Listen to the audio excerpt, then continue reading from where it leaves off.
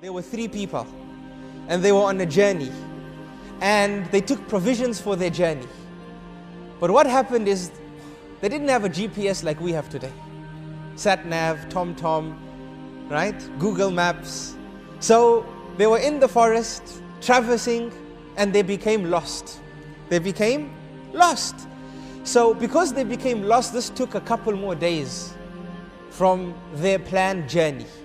And as a result, the provisions that they had with them became depleted, except a bowl of milk. A bowl of milk. So now they were in a dilemma. We 3 people, 1 bowl of milk. How on earth are we going to distribute this milk between us? So one of them was very clever. He said, you know what, I have an idea. They said, what? He says, what we'll do is, we'll place the bowl of milk on a high tree, so no wild animal can drink it. And we'll all go to sleep. And when we wake up in the morning, we'll tell each other about the dream which we had. And the person who has the best dream gets the bowl of milk. How's that? They said, perfect. That sounds doable. It's conducive, right? So this is what they did. And they went to sleep. And they woke up the next day and they said, right guys, let's discuss the all-important issue of the dreams that we had so that we can have breakfast. So they asked the first person, what did you dream about? Now obviously he didn't dream about anything, but he has a mind that can imagine. So he said, for the sake of the bowl of milk, he said, you know what? I had an amazing dream. An amazing dream. They said, what was this dream about? He says, I dreamt I was on the 3rd heaven. 3rd heaven, wow. And he started describing the 3rd heaven and how he met Prophet Joseph, Yusuf alayhi salam, and how handsome he was, and everything he could conjure up, everything he could describe, he described. He used his abilities to imagine for the sake of his stomach. He needed the bowl of milk. So the other 2, they were starting to look despondent. They said, subhanallah, this is a tough one.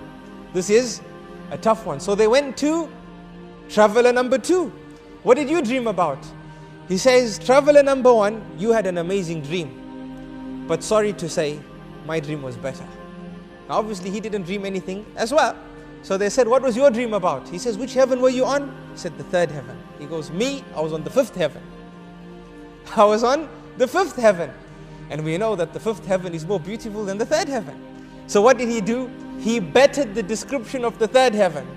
And traveler number 1 looked down, despondent, as he saw the bowl of milk evaporating. So then they turned to traveler number 3. And traveler number 3 said, yes, what can I do for you? They said, we're waiting to hear the dream. We want to hear what you dreamt last night. He said, I'm too ashamed to tell you about my dream. They said, what do you mean you're too ashamed to tell us about your dream? You have to tell us, it was an agreement. Let's hear it and let's finish this, because the sun is rising and this bowl of milk is going to evaporate. Tell us what you dreamt about. He goes, I'm too ashamed, please, just leave me out of it. He said, no, we had an agreement, let's hear it. He goes, okay. Because you're forcing me, last night I was in a deep, deep, deep sleep. Really enjoying the sleep. When suddenly somebody woke me up. So they said, who woke you up? We were sleeping, we were the only ones here. He says, no, there was somebody. There was this knight on a black horse. And this horse was very well groomed.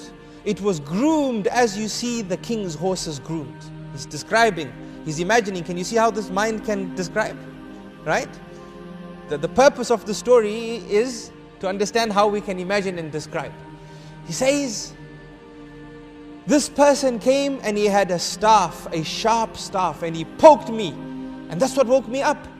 So they said, what happened? He says, I jumped up. And I said, yes, how can I help you, sir? He said, that's a very good question.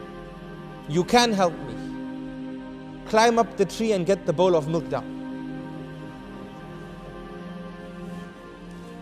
So they said, what did you do? He says, I told him, no, I can't. I have an agreement here with these 2 gentlemen here.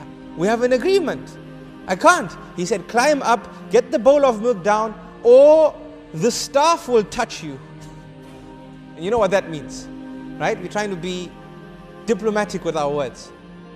So he said, look, I don't want any harm to occur here, but I just want you to understand what I'm doing is not allowed. He says, look, I'm not interested in what is allowed and what is not allowed. Climb the tree, get the bowl of milk down. So he says, I climbed the tree and I brought the bowl of milk down. So the two people said, what do you mean you brought the bowl of milk down? He goes, I brought it down. They said, what did you do with it? He says, I went and gave it to him. They said, you gave it to him? He says, no, listen what happened. Listen to what happened. As I walked to him, I thought, let me walk slowly, he might go away, but he didn't. And as I gave him the bowl of milk, he picked up his staff and he pointed it at me and he says, no, you drink the bowl of milk. So they said, what did you do? He says, I told him, no, I can't. You know, you will be gone tomorrow. I have to face my two companions. We have an agreement. He said, drink the bowl of milk or the staff will touch you. So he goes, what could I do? I started drinking it. But I was drinking it very slowly, so that maybe he might go and there'll be some left for you all. So they said, what happened? He said that this person said, drink it till the last drop or the staff will touch you. So I'm sorry, I drank the bowl of milk. So the other two looked down and said, La hawla wa la quwwata illa billah. Why didn't you scream? We could have woken up and helped you. So he said, I screamed and screamed, but you were on the third heaven and you were on the fifth heaven, you couldn't hear me.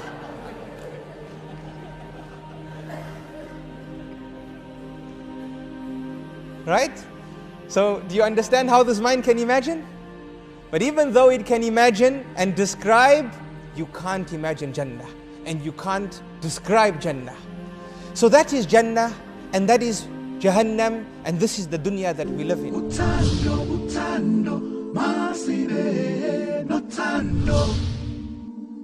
What we need is love.